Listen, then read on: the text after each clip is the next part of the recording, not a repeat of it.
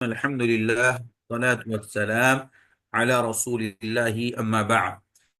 وعن أبي سعيد الخدري رضي الله عنه قال قال رسول الله صلى الله عليه وسلم إذا صلى أحدكم إلى شيء يستره من الناس فأراد أحد أن يجتاز بين يديه فليدفعه فإن أبى فليقاتله فإنما هو شيطان متفق عليه وفي رواية فإن معه القرين. اس کتاب کی یہ 13 نمبر کتاب الصلاح کی 13 نمبر حدیث ہے، اور باب سترۃ المصلی، مصلی کا سترے کے باب کے تحت حافظ ابن حجر عسقلانی رحمہ اللہ اس حدیث کو لے کر کے آئے ہیں۔ حدیث کے راوی مشہور و معروف صحابی رسول ابو سعید الخدری رضی اللہ عنہ ہے، جن کا نام سعد بن مالک بن سنان ابو سعید خدری رضی اللہ عنہ فرماتے ہیں کہ قال رسول اللہ صلی اللہ علیہ وسلم، اللہ کے نبی صلی اللہ علیہ وسلم نے فرمایا، اللہ کے نبی صلی اللہ علیہ وسلم نے فرمایا، کیا فرمایا؟ اذا مانے جب، صلی کے مانے نماز پڑھنا، احدکم مانے احد مانے ایک، کم مانے تم، اذا صلی احدکم جب تم میں کا کوئی ایک شخص نماز پڑھتا ہے یا نماز پڑھے، الی شیء ایسی چیز کی طرف رخ کر کے، ستر یستر مانے چھپانا، سترہ بنانا، یسترہ من الناس، کوئی آدمی اپنی نماز کے دوران لوگوں کے سامنے ایک سترہ رکھ کر کے نماز پڑھے، اذا صلی جب تم میں سے کوئی سترہ سامنے رکھ کے نماز پڑھنے لگے تو کیا ہوگا؟ فَأَرَادَ أَحَدٌ، فَأَرَادَ يُرِيدُ مانے ارادہ کرنا، چاہنا، احد مانے کوئی بھی، فَأَرَادَ أَحَدٌ تو کوئی انسان، کوئی آدمی چاہے، کیا چاہے؟ ان کی یجتازو، استازا کے معنی ہوتا اجتازا، یجتازو کے معنی ہوتا ہے گزرنے کی کوشش کرنا یا گزرنا، ان یجتاز کہ وہ گزرے، بین یدیہ ای بین یدی المصلی، مصلی کے سامنے سے، تو کوئی آدمی مصلی کے سامنے سے گزرنے کا ارادہ کرے، فَلْيَدْفَعْهُ، دفع یدفع مانے ہٹانا، دفاع کرنا، دھکا دینا، سائڈ کرنا، سب معنی میں آتا۔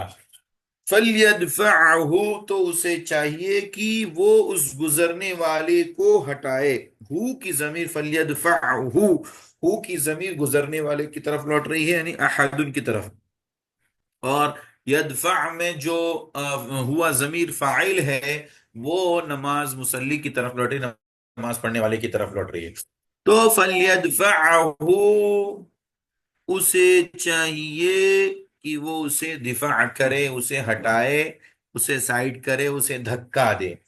فَإِنْ أَبَى، ان مانے اگر، ابا کے معنی ہوتا ہے انکار کرنا، ابا مانے انکار کرنا، فَإِنْ أَبَى اگر وہ انکار کرے، فَلْيُقَاتِلْهُ، قاتل یقاتل کے معنی ہوتا ہے جھگڑا کرنا، لڑائی کرنا، فَلْيُقَاتِلْهُ تو اسے چاہیے کہ اس گزرنے والے سے لڑائی کرے، جھگڑا کرے۔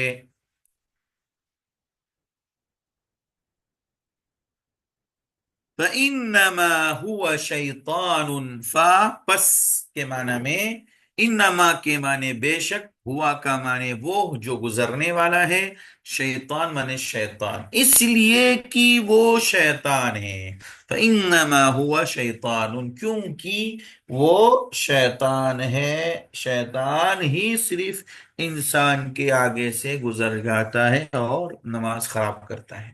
تو اللہ کے نبی صلی اللہ علیہ وسلم نے کہا کہ جب تم میں کا کوئی شخص کسی ایسی چیز کی طرف کھڑے ہو کر کے نماز پڑھ رہا ہے جس کو اس نے لوگوں کے سامنے سترا بنا کر کے رکھا ہوا ہے، فَأَرَادَ أَحَدٌ أَن يَجْتَازَ إِلَى شَيْءٍ بَيْنَ يَدَيْهِ، اور کوئی آدمی آئے اور وہ مصلی کے سامنے سے گزرنے کا ارادہ کرے، گزرنا چاہے، تو مصلی کو چاہیے فَلْيَدْفَعْهُ، اسے دھکا دے، اسے سائڈ کرے، اسے روکے۔ فَإِنْ أَبَى، روکنے کے بعد بھی اگر وہ نہیں مانتا، انکار کرتا ہے، تو فَلْيُقَاتِلْهُ، اس سے قتال کرے۔ اس سے قتال کرنے کا معنی لڑنا، اسے لڑائی کرے، اس کے قتال کرے۔ نماز کے درمیان لڑنے کا مطلب کیا ہے؟ یعنی اسے اس کام کے اوپر اس کی روکنے پر سختی کرے، اس کے ساتھ لڑائی کرے۔ فَإِنَّمَا هُوَ شَيْطَانٌ، کیونکہ وہ شیطان ہے، حالانکہ وہ تو انسان ہے، وہ تو انسان ہے، پھر بھی اللہ کے نبی نے اس کو انسان کو کیا کہا؟ شیطان ہے۔ تو اس کی وضاحت کیا ہے؟ یہ روایت صحیح بخاری مسلم کے اندر موجود ہے۔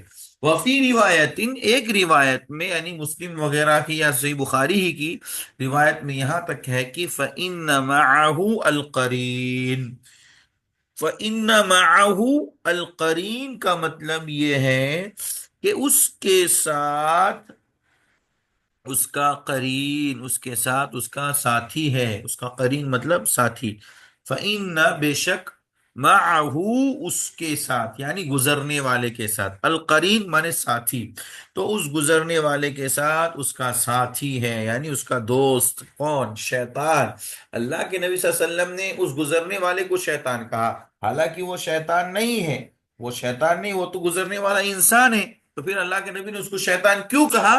تو دراصل یہ بتانے کے لیے کہ فَإِنَّ مَعَهُ الْقَرِينَ، اس گزرنے والے کے ساتھ ایک شیطان لگا ہوا ہے۔ ہر ایک انسان کے ساتھ ایک شیطان ہے، جو شیطان اسے اس برے کام کے اوپر اس کو ابھار رہا ہے، اور ایک مصلی جو نماز پڑھ رہا ہے اس کو روکنے کی کوشش کر رہا ہے، یا اس کی نماز میں خلل پیدا کر رہا ہے، یا اس نمازی کو ڈسٹرب کر رہا ہے، یا نمازی اور اللہ رب العزت کے درمیان جو باتیں چل رہی ہیں، شیطان کو یہ بالکل پسند نہیں ہے، لہذا اس سے اس کو روکنے کی کوشش کر رہا ہے۔ اس لیے اللہ کے نبی نے اس کو کیا کہا؟ ذَاكَ شیطان، یہ ہوا شیطان، وہ شیطان ہے، وہ شیطان ہے۔ اور کہا کہ فَإِنَّ مَعَهُ الْقَرِينَ، اس کے ساتھ ایک قرین ہے جس کو شیطان کہا گیا۔ اب اس حدیث کو سترۃ المصلی کے اندر لانے کا مطلب کیا ہے؟ واضح ہے، یسترہ من الناس، نماز میں اگر کوئی آدمی ایسی چیز کا سترہ بنائے جو لوگوں کے درمیان اور مصلی کے درمیان حائل ہو، درمیان میں رکھا جائے، تو یہاں پر یسترو کا لفظ موجود ہے، جس سے کیا ہے؟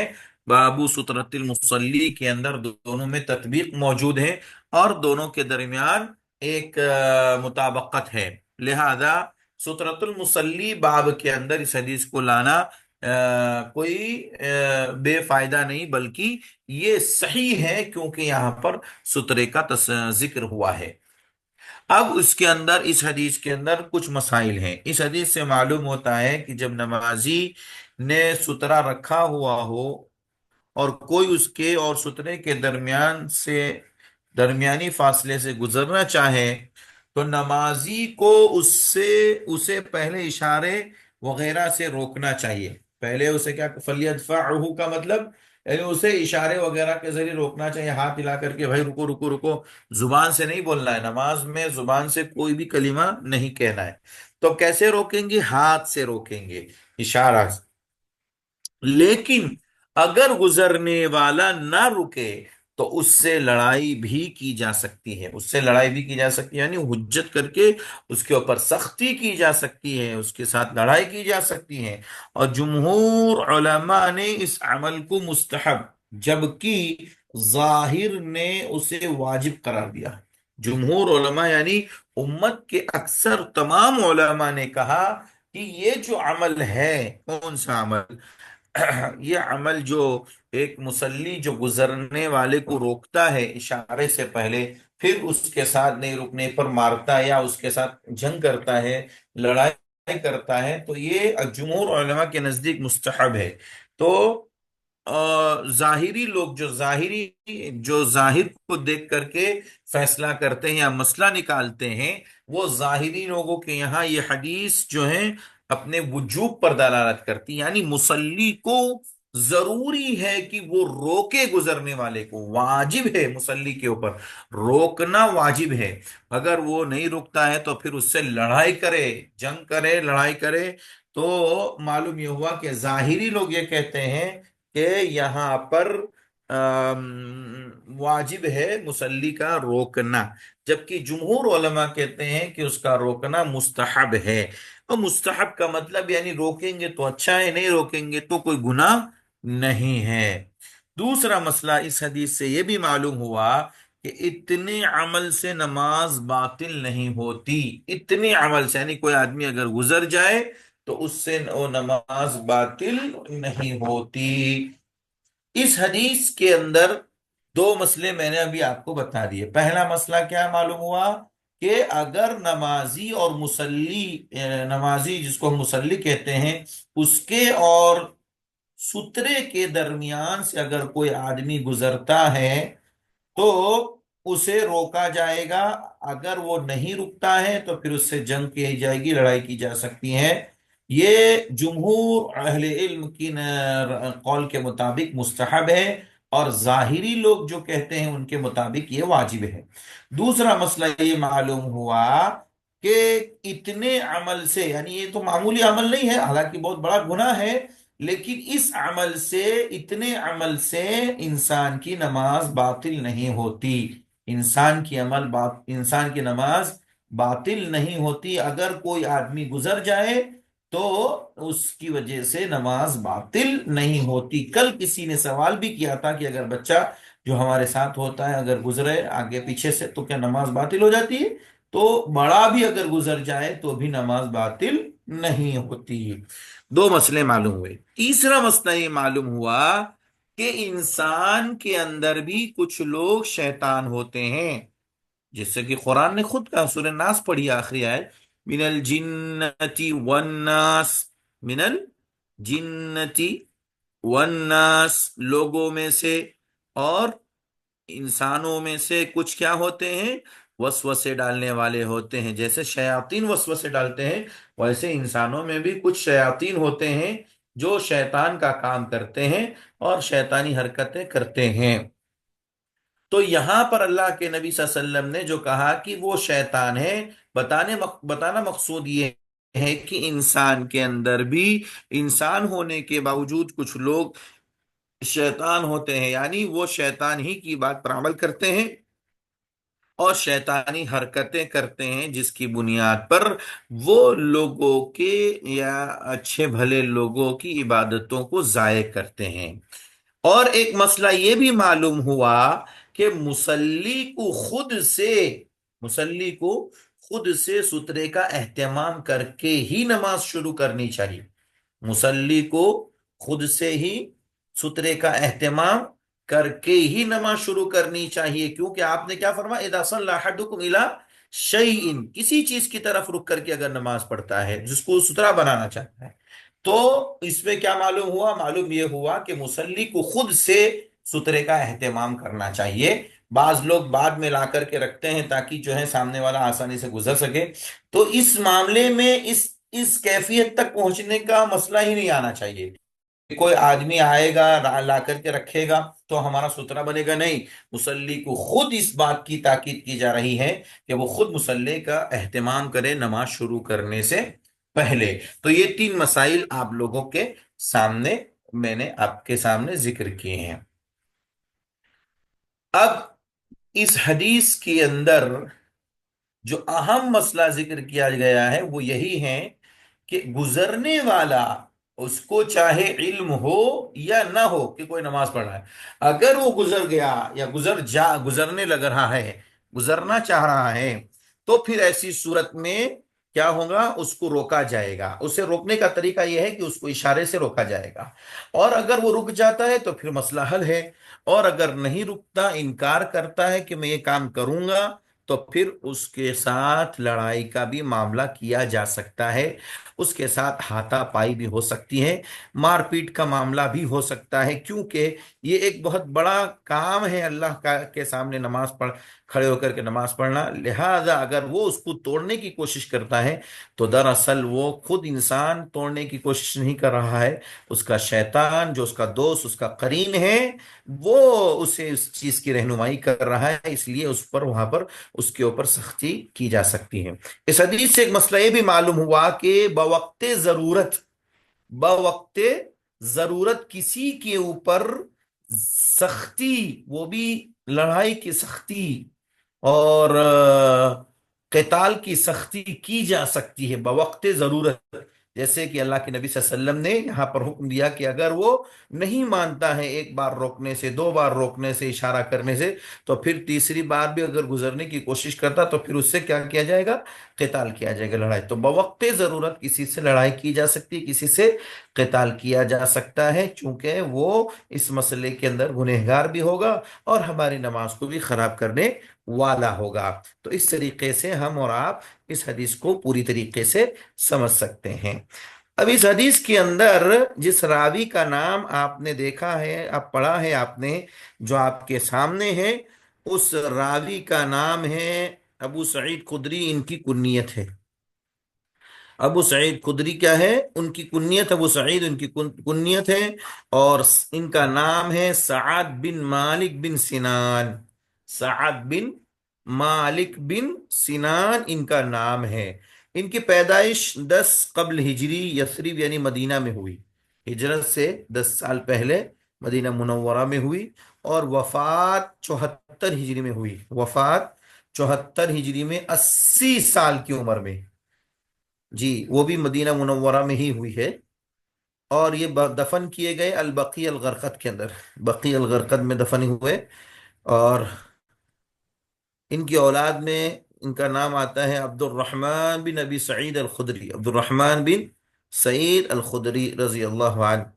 سعد بن مالک بن سنان، ان کے والد صاحب کا نام مالک ہے، اور ان کا نسب جو ہے الخدری ہے، خزرجی انصاری، خدری خزرجی انصاری، یہ ان کا نسب ہے۔ ان کی حدیث کی تعداد 1170، یعنی 1170، 1170 حدیثیں ہیں۔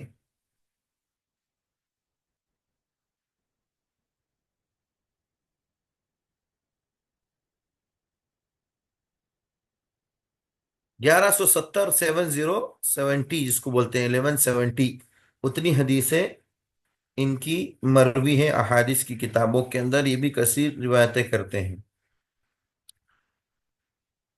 ابو سعید خدری رضی اللہ عنہ کون کون کن کن سے روایت کرتے ہیں؟ اللہ کے نبی سے روایت کرتے ہیں، ابو بکر صدیق سے، عمر فاروق سے، اسید بن حضیر سے، جابر بن عبداللہ سے، سارے ان کے استاد ہیں۔